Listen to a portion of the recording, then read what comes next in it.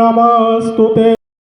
Medical astrology research fraternity বিশেষ করে doctor সুমান ম্যাডামের যে নবগ্রহ পূজা আজকে দুর্গা মন্দিরে অনুষ্ঠিত হচ্ছে এবং গোটা রাজ্য থেকে যারা নবগ্রহ পূজা করবেন তারা আজকে এখানে সমবেত হয়েছেন। দিয়ে শুরু হতে যাচ্ছে।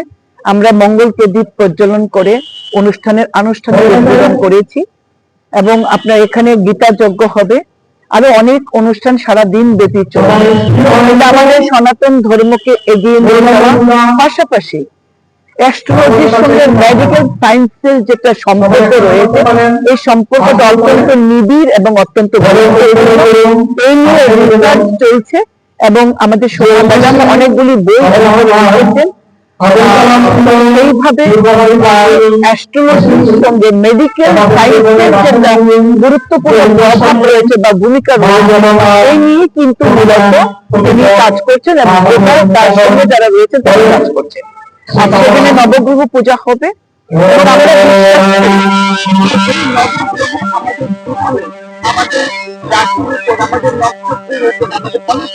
প্রভাব বিস্তার করে তো নবগ্রহ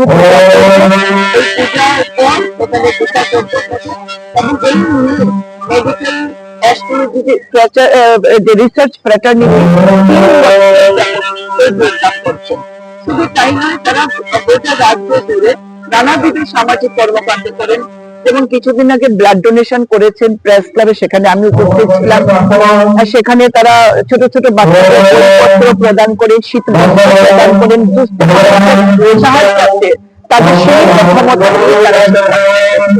আজকের এই নবগ্রহ পূজায় এসে বাতাবরণ এখানে তৈরি মেরুকরণ এগুলো যে চলছে হিন্দু সনাতন ধর্মকে অত্যন্ত পজিটিভ এবং তাদের উত্তরোত্তর সর্বার্থ সাধিকে।